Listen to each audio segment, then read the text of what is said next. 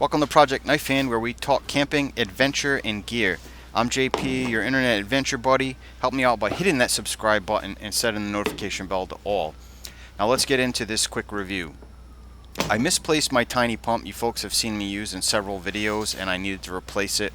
I had checked out on Amazon with a FlexTail pump, and then amazingly Etenwolf reached out to me literally the same day and asked me if I wanted to review their airline. I said of course, and then I canceled my Amazon order.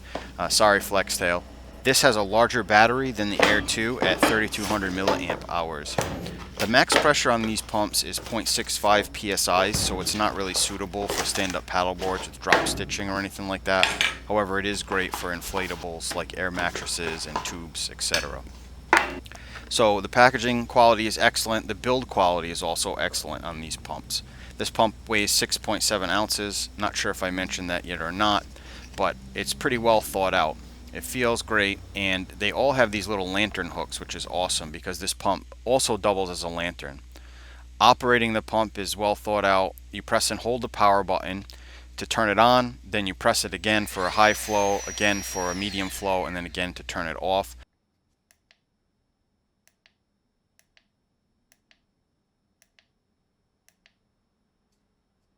It's USB-C rechargeable, however it does not act as a battery bank, which would be really cool to see in the future.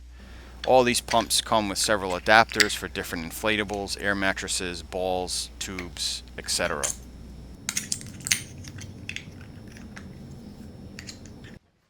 Air 3 is up next. This is basically the same as the Air 2 and the Air 2 Pro. The biggest difference is the battery size and the size and weight. So it's much more compact. It has a smaller battery at 2600 milliamp hours, so smaller, lighter, smaller battery, but awesome for backpacking. This is the pump that saw the most use by me, which is one that I prefer for my uses. Everything is exactly the same. Build quality, operation, the USB-C charging ports, the inflate and deflate side, exactly the same, just much smaller. Up next is the Big Daddy. Largest battery at 10,400 milliamp hours. The max pressure is the same as the other pumps at 0.65 psi, but the flow is much faster at 26 CFM. It's nearly double, and I'll show you one of those advantages here in a second. Clearly larger and heavier, but a larger battery, higher flow. The lumens on the lantern modes are much brighter. The max brightness is 1200 lumens versus 600 lumens, I think it is, on the others.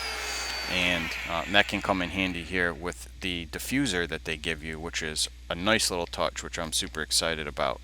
So operates the same way, same build quality, inflate and deflate side, lantern hook. The plus for this one is with the larger battery you can use it as a power bank. I'd really like to see this on all of them, but with this one it comes in handy. Diffuser is cool too for truck camping. Turn this bad boy on. The diffuser has a cone basically shaped to it, so you have to turn it upside down and set it on the table, but it works really well. Here's a quick side-by-side comparison of all three pumps. You can see how cute the little Air 3 is. That's one of my favorites. So I probably will use the Air 3 the most, and then the Air 5 for truck camping, because they all have their advantages. One of the other things I really enjoyed about their packaging is they provide you with all the information on the products, which sometimes is hard to find and track down. Here's a quick look at the inflate side and how clever the attachment points are. So you turn it and lock it into place, so no fumbling with stuff that falls out. I want to give you a quick real-time show of how fast it inflates a sleeping pad. This is a Thermarest Neo Air X Therm. They claim that it's about a minute to fill a sleeping pad, and this was about 30 seconds, roughly 30 seconds or so. So just bear with me here for a second and you'll get the idea.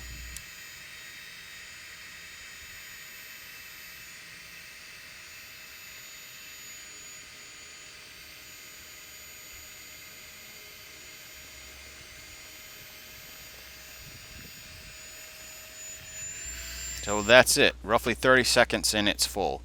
Real quick, I wanted to show you folks why they say it does not work for inflatables and stand-up paddle boards. So even their largest pump with the highest flow rate, it still has a low max pressure. So this is my Kokopelli Xped. The max pressure on this is 1 to 3 psi. and it fills it to nearly the 1 psi range, but not quite full enough to use. So the problem is the high pressure devices. It just doesn't have the max pressure to compete with that sort of stuff. But everything else, it's great. If you like this video and you got anything out of it and you're going to take a look at one of these pumps, you'll see the description below has all the info you need. Thanks for watching, and I will talk to you soon.